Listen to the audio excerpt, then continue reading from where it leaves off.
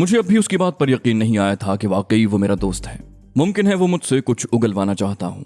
खैर, अब तो मैं यहाँ अपनी हिमाकत और बेपरवाही की वजह से आ ही गया था। उसकी बात सुनने में कोई हर्ज भी नहीं था। मैंने चंद लम्हे उसकी बातों पर गौर किया, फिर उसके खेमे की तरफ बढ़ गया।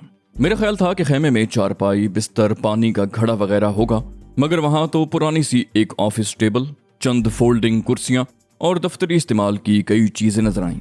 मैंने हंसकर कहा, इसका मतलब ये है कि तुम बाकायदा और मुनज़्ज़म तरीके से दहशतगर्दी कर रहे हो। उसने हंसकर कहा, ज़ाहिरी हालात देखकर नताइज अखज़ करने में उजलत से काम मत लो। मैंने तंज़िया लहजे में कहा, जरा आसान और सलीस उर्दू में बात करो, यूं भी मेरी मादरी जबान उर्दू नहीं है। वो संजीदगी से बोला, मैं जानता हूँ तुम्हारा ताल्लुक पंजाब के एक बहुत बड़े जागीरदार खानदान से है, मगर तुम्हारी परवरिश कराची में हुई है। तुमने यहीं होश संभाला और यहीं जवान हुए। मैंने फिर तल्ख लहजे में कहा, वेरी गुड, इसका मतलब है कि तुमने मेरे बारे में सही मालूमात इकट्ठी कर रखी हैं। वो इस्तेहज़ाई अंदाज में हंसा। मुझे उसके सफेद झिलमिलाते दांतों की झलक दिखाई दी। बोला, मालूमात? मेरे पास तो तुम्हारी पूरी फाइल मौजूद है। उसने साइड में रखी हुई आहनी वॉल कैबिनेट से ब्राउन लेदर की एक फाइल निकाली और उसकी वरक गर्दानी करने लगा। बोला, बताओ, तुम्हें किस दौर के वाकयात बताऊं? उस वक्त के जब तुम गारमेंट फैक्ट्री के मालिक थे, या उस वक्त के जब तुमने एक बैनुल-अक़वामी तंजीम डेथ बुलेट में शमूलियत इख्तियार की थी? ये तंजीम माफिया के तर्ज पर काम करती है और मुख्तसर तौर पर डीबी कहलाती है। मैं हैरत से उसका मुंह तक रहा था। डीबी के नाम से तो उसका हर छोटा बड़ा कारकुन वाकिफ होगा, मगर डेथ बुलेट के असल नाम से महज चंद लोग ही वाकिफ हो सकते थे। मुझे उसकी मालूमात पर वाकई हैरत थी और मैं इतना ज्यादा हैरान था कि कोशिश के बावजूद अपने चेहरे के तासुरात छुपाने में नाकाम रहा। वो गोया महजूज होते हुए बोला, अभी से हैरान हो गए? फिर तंजीम की एक आला ओहदेदार ग्लोरिया तुमसे टकराई और तुम दोनों एक दूसरे के इश्क में मुब्तला हो गए। यहीं से तुमने डीबी से मुखालिफत का रास्ता अपनाया, फिर सब कुछ छोड़कर मुल्क के लिए काम करने लगे। तुम तो खैर हो ही इस जमीन के बेटे और जो कुछ तुमने किया वो तुम्हारा फर्ज था, मगर तारीफ के काबिल तो ग्लोरिया है, जो अपनों की मुखालिफत मोल लेकर महज तुम्हारी खातिर जान की बाजी लगाती रही है। विनोद पांडे से वो माइक्रो फिल्म हासिल करने में ग्लोरिया और तैमूर का भी उतना ही हिस्सा है जितना तुम्हारा। वो बोलते बोलते चंद लम्हों को रुका तो मैंने कहा, मैं मानता हूं कि तुमने बहुत अरकरेजी से मेरे मुतल्लिक मालूमात हासिल की हैं, मगर अब तुम मुझसे चाहते क्या हो? मेरी फाइल तुम्हारे सामने है, इसलिए तुम ये भी जानते होगे कि अब मैं ऐसा कोई भी काम किसी भी कीमत पर नहीं करूंगा जो मुल्क व कौम के मफाद के खिलाफ हो। वो यकदम संजीदा हो गया। बोला, हर आदमी की कोई ना कोई कीमत होती है कामरान। मेरे पास इतना पैसा है कि तुम तसव्वुर भी नहीं कर सकते। मैं तुमसे इंतहाई खास काम लेना चाहता हूँ। ये मत पूछना कि वो काम क्या है, तुम अपना मुआवजा बताओ। मैंने तल्ख लहजे में कहा, मैंने कहा ना कि तुम मुझे किसी कीमत पर भी नहीं खरीद सकते। शहर में 20 आदमी मिल जाएंगे, कई एक का तो पता मैं भी बता सकता हूँ। वो बहुत सस्ते दामों तुम्हारा हर काम करने को तैयार हो जाएंगे। उसने गोया मेरी बात नजरअंदाज करते हुए कहा, 50 लाख के बारे में क्या ख्याल है? मैं फिर ना कर खड़ा हो गया। कहा, अपना काला धन अपने पास रखो। 50 लाख तो क्या, 50 करोड़ भी दोगे तो मुझे नहीं खरीद सकोगे। उसने संजीदगी से कहा, बैठ जाओ और ठंडे दिल से मेरी ऑफर पर गौर करो। तुमने कभी 50 करोड़ की रकम यकमुश्त देखी भी है? कहना बहुत आसान है कामरान, मगर जब रकम सामने हो तो बड़े से बड़ा पारसा भी डावाडोल हो जाता है। मैंने तल्ख लहजे में कहा, आजमा कर देख लो। उसने किसी को आवाज दी, कादिर खान। फौरन ही एक चाकू चौबंद मुसल्ला नौजवान खेमे में दाखिल हुआ। उसने नौजवान को हुक्म दिया, रकम का सूटकेस लाओ। मुसल्ला नौजवान उल्टे पैरों बाहर निकल गया और वापस आया तो उसके हाथ में एक किंग साइज सूटकेस था, जो मोटाई में भी कम से कम 8-10 इंच तो होगा। उसने मुअद्दब अंदाज में वो सूटकेस मेज पर रख दिया और बाहर निकल गया। उनके लीडर ने नंबर्स का कॉम्बिनेशन मिलाकर वो सूटकेस खोला और उसका रुख मेरी तरफ कर दिया। बोला, इसमें 5 करोड़ की रकम है, इस्तेमाल शुदा नोट है, इसलिए जाली होने का सवाल भी पैदा नहीं होता। बोलो, अब क्या कहते हो? मेरे सब्र का पैमाना लबरेज हो चुका था। मेरी खोपड़ी अचानक घूम गई। मैंने उठकर पहले अपनी कुर्सी को लात मारी, फिर एक जोरदार लात उस सूटकेस पर रसीद की जो मेज पर रखा हुआ था। सूटकेस उड़ता हुआ खेमे की कनात से टकराया और खेमे में जगह जगह नोटों की गड्डियां बिखर गईं। मैंने इसी पर इक्तिफा नहीं किया, बल्कि लात मारकर वो मेज भी उलट दी जिस पर वो सूटकेस रखा हुआ था। लीडर अगर फुर्ती से एक तरफ हट न जाता तो मेज उसे भी जख्मी कर देती। मैंने नताइज से बेपरवाह होकर लीडर के मुंह पर पंच रसीद करना चाहा तो उसने झपट कर मेरा हाथ पकड़ लिया। उसकी गिरफ्त भी इंतहाई मजबूत थी। मैंने दूसरे हाथ से उसके चेहरे पर जोरदार थप्पड़ रसीद करते हुए झटका देकर अपना हाथ छुड़ा लिया। अब मुझे उसके मुसल्ला आदमियों का इंतजार था। खेमे में इतनी धमाचौकड़ी हुई थी कि उन लोगों का मुतवज्जे होना लाजमी था। मगर मुझे हैरत थी कि अब तक उनमें से कोई अंदर ना आया। शायद उनके बॉस ने हिदायत कर रखी होगी कि बगैर तलबी के कोई भी खेमे में दाखिल ना हो। थप्पड़ खाने के बाद वो अचानक आगे बढ़ा और मुझसे बगलगीर हो गया। उसने भर्राई हुई आवाज में कहा, मुझे तुम पर फख्र है कामरान। मुझ पर हैरतों के गोया पहाड़ टूट पड़े। वो दिन शायद मेरे लिए हैरानी का दिन था। एक ऐसा शख्स जो एक इशारे पर मुझे गोलियों से भून कर रख सकता था, वो इतनी तजलील के बाद मुझसे बगलगीर होकर मेरी तारीफ कर रहा था। अगर वो मेरे मुकाबले पर तन्हा होता तो शायद मैं इसे उसकी कोई चाल या मक्कारी समझता, मगर इस सूरत हाल में उसे चालबाजी की जरूरत ही नहीं थी। फिर उसके लहजे में ऐसी सच्चाई थी जो उसके जज्बात की आईनादार थी। उसने अपनी कुर्सी पर बैठते हुए कहा, बैठ जाओ कामरान। फिर हंसकर बोला, वैसे तुम्हारा हाथ बहुत सख्त है। थप्पड़ की बजाय अगर मेरे मुंह पर घूंसा पड़ जाता तो शायद मेरा जबड़ा ही निकल जाता। उसने रुमाल निकाल कर अपने होंठ साफ किए जिनसे खून रिस रहा था। फिर उसने बुलंद आवाज में कहा, कादिर खान, हमें जरा बेहतरीन कॉफी पिलाओ। मैंने दोस्ताना अंदाज में कहा, अब जरा तुम अपने बारे में कुछ बता दो ताकि ये पुरस्कारियत खत्म हो। मुझे कम से कम अंदाजा तो हो कि मैं किन लोगों के दरमियान हूँ। वो बोला, मेरा नाम खालिद दुरानी है। मैं 1 साल पहले तक SSG में मेजर था। मुल्क में मौजूदा हालात देखते हुए मैंने वहां से रिटायरमेंट ले ली और अपने तौर पर कुछ करने की ठानी। तुम्हारी तरह मेरा ताल्लुक भी एक बहुत बड़े जागीरदार खानदान से है। वालिदैन का इंतकाल हो चुका है और मेरी जमीनों की देखभाल मेरा मैनेजर करता है। यहाँ जितने लोग तुम्हें नजर आते हैं उन सबको कमांडो ट्रेनिंग मैंने ही दी है। इनके अलावा भी बहुत से अफराद हैं जो मेरे साथ हैं।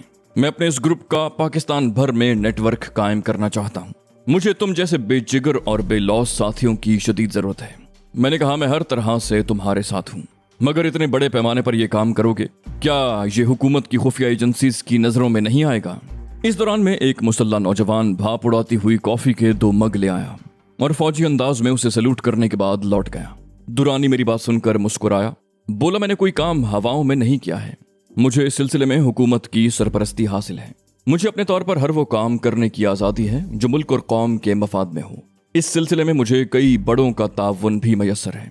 शर्त यह है कि कोई काम करते हुए पकड़े जाने की सूरत में कोई भी हमारा पुरसाने हाल ना होगा, क्योंकि हमारा टारगेट रॉ, मोसाद और सबसे बढ़कर अमेरिकन CIA है।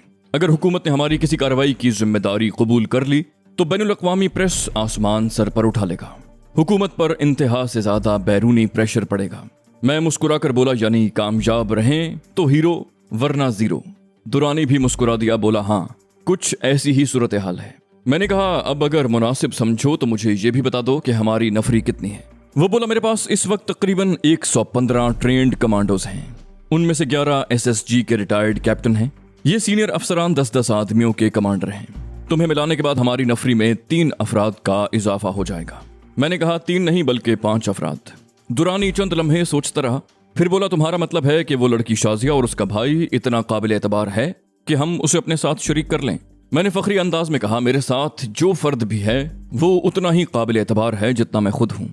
वो बोला, इसका मतलब यह है कि आज से तुम ब्लैक फोर्स के एक रुकन हो। मैंने अपनी इस तंजीम का नाम ब्लैक फोर्स रखा है। ये कहकर उसने मुझसे गर्मजोशी के साथ मुसाफा किया। फिर बोला, मैं तुम्हें इस तरह यहाँ लाए जाने पर शर्मिंदा हूँ। आओ मैं अपने जांबाजों से तुम्हारा तारुफ करवा दूं। अपने बाकी साथियों का तारुफ तुम खुद ही करवाना। ये कहकर वो खेमे से बाहर निकल गया। मैंने उसके साथ बाहर निकलते हुए कहा, ये बात ज़हन में रखना कि मैं अपने तौर पर आज़ादाना काम करने का आदी हूँ। तुम्हें भी जब मेरी या मेरे साथियों की जरूरत पड़ेगी, मैं दुनिया के किसी भी हिस्से में हुआ तुम तक जरूर पहुंचूंगा। उस तरह जब मुझे तुम्हारी जरूरत पड़ेगी तो मैं उम्मीद रखता हूं कि तुम भी मेरा साथ दोगे। मैं तुम्हारे नेटवर्क का मुस्तकिल हिस्सा नहीं बन सकता। मेरी बात सुनकर दुरानी के चेहरे पर एक रंग आकर गुजर गया, मगर फौरन ही उसने अपनी खूबसूरत मुस्कुराहट से अपनी अंदरूनी कैफियत पर काबू पा लिया और कादिर खान से कहा, सब लोगों को फॉलो इन करो, मुझे कुछ जरूरी अहकामात देने हैं। 2 मिनट से भी कम वक्फे में वहां 18 मुसल्ला और चाको चौबंद जवान एक कतार में खड़े थे। उनके जिस्म देखकर ऐसा लग रहा था जैसे उनके जिस्मों में बिजलियां भरी हुई हैं। दुरानी ने कहना शुरू किया, साथियों, ये कामरान साहब हैं। गायबाना तौर पर तो तुम सभी इनसे वाकिफ होगे। आज से ये भी हमारी सफों में शामिल हो गए हैं। तुम इनका और इनके साथियों का भी उसी तरह एहतराम करोगे जिस तरह मेरा करते हो। मेरा नाम शायद उनमें से किसी के लिए भी नया नहीं था। उन सब ने बारी बारी इंतहाई गर्मजोशी, अकीदत और एहतराम से मुझसे मुसाफा किया। उनके चेहरे खुशी से दमक रहे थे और वो सब यूं रश्क-आमेज नजरों से मुझे देख रहे थे जैसे मैंने मुल्क के लिए कोई जबरदस्त कारनामा सर अंजाम दिया हो। दुरानी बोला, ये फिलहाल अपने ठिकाने पर रहेंगे, मगर मुझसे 24 घंटे इनका राब्ता होगा। कादिर खान, तुम अपना ट्रांसमीटर कामरान साहब को दे दो। तुम्हारे लिए बाद में दूसरे ट्रांसमीटर का बंदोबस्त कर दिया जाएगा। वो ट्रांसमीटर साख्त में सिगरेट के पैकेट के बराबर था और अमेरिका की मारूफ कंपनी SCC का तैयार किया हुआ था। उसका दायरा कार 100 किलोमीटर था। वो बोला, इसमें मखसूस किस्म के सेल पड़ते हैं जो यहाँ भी चंद मखसूस दुकानों पर दस्तयाब हैं। वैसे तुम्हें फिलहाल 6 महीने तक नए सेल्स की जरूरत नहीं पड़ेगी। ये इंतहाई हसास और कीमती ट्रांसमीटर है और मुल्क भर में अभी तक सिर्फ हमारे ही इस्तेमाल में है। इसकी हिफाजत अब तुम्हारी जिम्मेदारी है।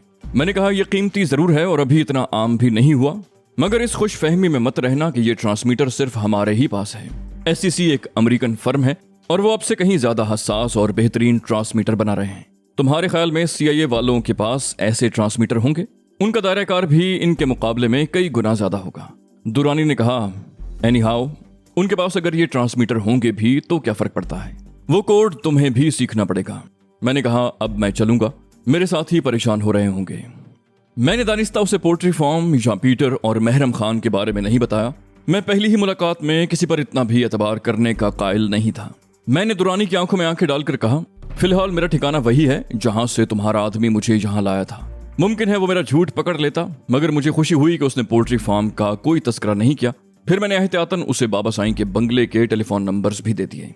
दुरानी बोला, मेरा आदमी तुम्हें मेन रोड तक छोड़ आएगा, वरना तुम रास्ता भटक जाओगे।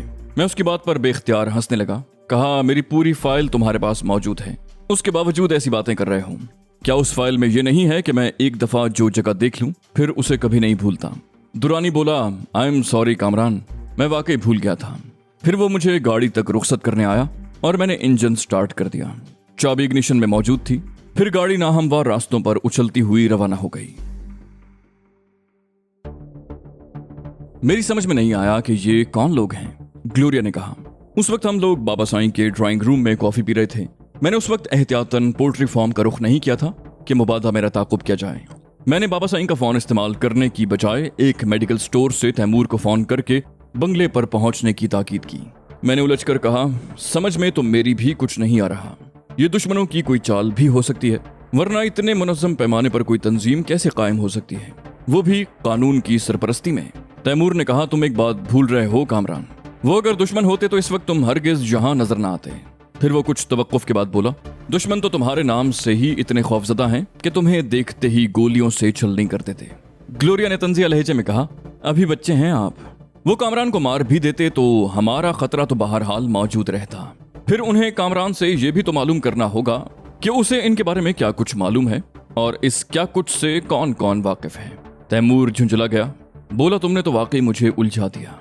ग्लोरिया हंसकर बोली, इसीलिए तो कह रही हूं कि आप अभी बच्चे हैं, अपनी इस नन्ही सी खोपड़ी पर ज्यादा बोझ न डालें। तैमूर भिन्ना कर बोला, क्या तुम वहां स्टेज के किसी 3rd क्लास मसखरे की कैद में थीं या इस वक्त फक्कड़पन का दौरा पड़ा हुआ है? इतनी संजीदा और संगीन सूरत हाल को मजाक में उड़ा रही हो।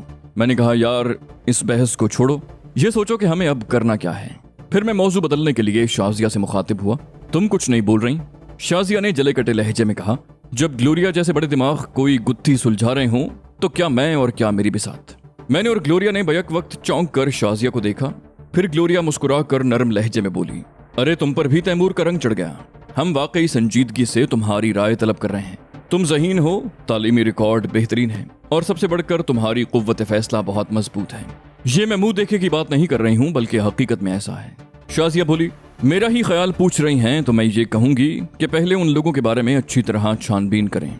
इतनी जल्दबाजी की क्या जरूरत है, इंतजार कर लें, जो कुछ होगा खुद ही सामने आ जाएगा। और कोशिश ये करें कि हमारा पोल्ट्री फार्म उनकी नजरों में ना आए। मेरी नाक़िस राय तो यही है। ग्लोरिया ने सताइशी अंदाज में कहा, गुड आइडिया। तो फिर यह तय हो गया कि पहले हम उन लोगों के बारे में छानबीन करेंगे। इस मकसद के लिए नजीर से बेहतर कोई नहीं। मैंने कहा, वो लोग मेरे हवाले से नजीर और शाजिया दोनों को जानते हैं। मुमकिन है मेरी फाइल में न सिर्फ शाजिया और नजीर की बल्कि विजय और कांता के फोटोग्राफ्स भी हों और तफसील भी। ग्लोरिया बोली, मेरे कहने का मकसद ये नहीं था कि नजीर ये काम बजाते खुद करे। उसके बहुत से काबिल एतमाद दोस्त हैं, वो किसी से भी काम ले सकता है। मैंने कहा, इस काम के लिए बहुत तेज तर्रार और होशियार आदमी की जरूरत है, वरना वो लोग उसकी लाश भी गायब कर देंगे। इस दौरान में नजीर ने पहली मर्तबा जुबान खोली। बोला, इस सिलसिले में खानू मुनासिब रहेगा। वो न सिर्फ इस मैदान का पुराना खिलाड़ी है बल्कि जीदारी में भी बेमिसल है। जरूरत पड़ने पर वो उनमें से किसी को ठिकाने भी लगा सकता है। मैंने कहा, खैर ये तो बाद का मसला है, फिलहाल तो हमें महरम खान और पीटर की जुबान खुलवानी है। वो लोग फोन की घंटी से मेरा जुमला अधूरा रह गया। मैंने शाजिया को फोन अटेंड करने का इशारा किया और कहा कि फिलहाल हम में से कोई यहाँ मौजूद नहीं। शाजिया ने आगे बढ़कर रिसीवर उठा लिया और मुतरन्नम लहजे में बोली, यस, हु इज देयर। उसने चंद लम्हे दूसरी तरफ की आवाज सुनी, फिर बोली, नहीं, वो तो मौजूद नहीं है। मैंने शाजिया को स्पीकर फोन बटन ऑन करने का इशारा किया। दूसरी तरफ से जो आवाज आई वो दुरानी की थी। बोला, इतनी खूबसूरत लड़की के मुंह से झूठ अच्छा नहीं लगता। कामरान जब से इस बंगले में दाखिल हुआ है, एक लम्हे को भी बाहर नहीं निकला। शाजिया ने खुश्क लहजे में कहा, ये आप कैसे कह सकते हैं? और आप क्या मेरी तस्वीर भी देख रहे हैं जो आपको मेरी आवाज खूबसूरत दिखाई दे रही है? दुरानी हंसकर बोला, मैं महज आवाज सुनकर अंदाजा लगा लेता हूँ कि मुखातिब की शख्सियत कैसी है। बहरहाल तुम कामरान को फोन दो, उसे बताओ कि लाइन पर दुरानी है। मैंने हाथ के इशारे से शाजिया को खामोश रहने का इशारा किया और तल्ख लहजे में कहा, मिस्टर दुरानी, ये तुम मेरी निगरानी किस खुशी में कर रहे हो? मैं इस बात को क्या समझूं? दुरानी ने अपनायत से कहा, तुम मेरे लिए इंतहाई कीमती हो कामरान। ये निगरानी नहीं, तुम्हारी हिफाजत कर रहा हूं मैं। मैंने दुरुस्त लहजे में कहा, मैं अपनी हिफाजत खुद कर सकता हूं। अब से पहले भी तो मैं अपनी हिफाजत खुद ही करता आया हूं। अपने गार्ड्स मेरे सर पर मुसल्लत करने की कोशिश मत करो, वरना वो दुश्मनों के धोखे में मेरे हाथों या मेरे किसी साथी के हाथों मारे जाएंगे।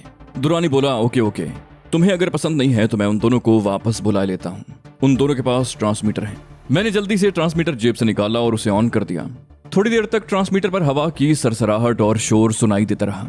फिर दुरानी की आवाज आई, हेलो, केडी कॉलिंग फॉर जी। एक रख्त आवाज उभरी, G1 रिसीविंग। दुरानी बोला, तुम दोनों अपनी मौजूदा जगह छोड़कर फौरन HQ पहुंचो, ओवर एंड ऑल। तैमूर ने कहा, इसका मतलब यह है कि वाकई दुरानी ने अपने बंदे वापस बुला लिए। ग्लोरिया उस दिन शायद तैमूर की हर बात की मुखालिफत करने का तहैया कर चुकी थी। बोली, ये भी उसकी कोई चाल हो सकती है। तैमूर बोला, ये भी तो हो सकता है कि उसने महज कामरान को सुनाने के लिए ये हुक्म दिया हो और उसके आदमी अब भी मौजूद हो। नजीर बोला, ये कोई इतना बड़ा मसला नहीं है। हम इस वक्त औरंगी या लालू खेत के इलाके में तो नहीं है। अगर उसके आदमी यहाँ मौजूद भी हुए तो वो ज्यादा देर हमारी नजरों से पोशीदा नहीं रह सकेंगे। इस इलाके में कोई भी मुश्तबा आदमी कितनी देर तक खुद को छुपा सकता है? ग्लोरिया ने नजीर की बात भी रद्द कर दी। बोली, बस शर्त यह है कि वो आसपास के किसी बंगले में मौजूद ना हो। यह भी तो हो सकता है कि वो किसी बंगले में छुपकर हमारी निगरानी कर रहे हों। मैंने कहा, फिर तुम्हारे जहन में इसका कोई हल है? हम सारी उम्र तो यहाँ छुपकर नहीं बैठ सकते। फौरी तौर पर हमारा पोल्ट्री फार्म जाना भी जरूरी है। ग्लोरिया ने इत्मीनान से कहा, इसका बहुत सीधा और आसान हल है। हम लोग यहाँ से एक साथ 2 गाड़ियों में निकलते हैं। दोनों गाड़ियां मुखालिफ समत में जाएंगी। दोनों गाड़ियां आधे घंटे तक ऐसे इलाकों में गश्त करने के बाद लौट आएंगी जहां ट्रैफिक बराए नाम होता है। अगर कोई गाड़ी हमारा ताकुब करेगी तो उन सड़कों पर वो हमसे छुप नहीं सकेगी। मैंने हंसकर कहा, वेरी गुड। मुझे हैरत है कि ये बात मेरी समझ में क्यों नहीं आई। ग्लोरिया ने मानी खेज लहजे में कहा, इसलिए कि तुम्हारे सामने इस वक्त इससे ज्यादा अहम बात है। उस वक्त शाजिया भी मेरे सामने सोफे पर बैठी हुई थी। फिर ग्लोरिया जल्दी से नजीर का ख्याल करके बोली, असल में तुम उस दुरानी से कुछ ज्यादा मुतासिर हो गए हो। खैर, अब चलने की तैयारी करो। ग्लोरिया उठ खड़ी हुई, बोली, पजेरो में तैमूर, नजीर और शाजिया जाएंगे। लैंड क्रूजर में तुम मेरे साथ चलोगे। दोनों गाड़ियां आगे पीछे गेट से बाहर निकली। लैंड क्रूजर की ड्राइविंग सीट पर मैं था। पजेरो नजीर ड्राइव कर रहा था और हम लोग किसी भी इम्कानी खतरे से निपटने के लिए बिल्कुल तैयार थे। मेन रोड तक हम आगे पीछे चलते रहे। फिर वहां से तैमूर नॉर्थ कराची के गैराबाद इलाके की तरफ मुड़ गया। मेरी गाड़ी का रुख यूनिवर्सिटी रोड की तरफ था। मैंने दानिस्ता सोहराब गोट से जाने की बजाय ज़ियाउद्दीन मेमोरियल हॉस्पिटल वाला रास्ता इख्तियार किया। मैं उस वक्त पूरी तरह चौकन्ना था। मुझसे ज्यादा ग्लोरिया चौकन्नी थी और वो अकब का बहुत बारीक बीनी से जायजा ले रही थी। उन दिनों आबादी कराची यूनिवर्सिटी से आगे तक नहीं फैली थी। मैं यूनिवर्सिटी से तकरीबन 15 किलोमीटर आगे निकल गया। सड़क के इर्द गिर्द खुदरौ झाड़ियां थीं या फिर कुछ बिल्डर्स ने फ्लैटों की तामीर के लिए बुनियादें खोदी थीं। उस सड़क पर उस वक्त दूर दूर तक हमारी गाड़ी के सिवा कोई गाड़ी दिखाई नहीं दे रही थी। मैंने गाड़ी को यू टर्न दिया और वापसी में नीपा चौरंगी से राशिद मिनास रोड की उस समत मुड़ गया जहां डालमिया सीमेंट फैक्ट्री और ड्राइव इन सिनेमा है। वो इलाका भी उन दिनों वीरान था। फ्लैट्स की तामीर शुरू हो चुकी थी। उसके बावजूद वहां लोग आए दिन लुटते रहते थे, कत्ल होते रहते थे। वहां भी मुझे कोई मशकूक गाड़ी दिखाई नहीं दी। मैंने गाड़ी का रुख स्टेडियम रोड की तरफ मोड़ दिया और हसन स्क्वायर से होता हुआ सीधा नाजिमाबाद चौरंगी जा निकला। वहां से वो पुल उबूर करने के बाद जो नाजिमाबाद और नॉर्थ नाजिमाबाद को आपस में मिलाता है, मैं दोबारा बाबा साईं के बंगले पर पहुंच गया। मैंने हंसकर ग्लोरिया से कहा, इसे कहते हैं खोदा पहाड़ और चूहा भी नहीं निकला। वो बोली, ये तो तैमूर की वापसी पर मालूम होगा कि पहाड़ खोदने से कुछ निकला भी है या नहीं। फिर वो मौजू बदल कर बोली, ये लड़की शाजिया आखिर हमारे साथ क्यों चिपकी हुई है? मैंने चौंक कर ग्लोरिया की तरफ देखा। उसने किसी लड़की के सिलसिले में आज तक मुझसे इस लहजे में बात नहीं की थी। मैंने कहा असल में उसका भाई नज़ीर बहुत आड़े वक्त में मेरे काम आया था। फिर इसी दौरान में उसकी माँ का इंतकाल हो गया। बेचारी मजलूम लड़की है और तुम्हें ये सुनकर हैरत होगी कि वो न सिर्फ कराटे में बल्कि निशानेबाजी में भी ताक है। ग्लोरिया ने तल्ख लहजे में कहा। मुझे बिल्कुल हैरत नहीं हुई। आजकल इन फनून में बेशतर लड़कियां बहुत आगे हैं। बस ये कि उसकी वाहिद क्वालिटी उसकी खूबसूरती है। उसमें तुम्हें कांता की झलक नजर आती है, बल्कि बाज़ औक़ात पुश्त से तो वो मुझे बिल्कुल कांता ही लगती है। ग्लोरिया एकदम संजीदा हो गई।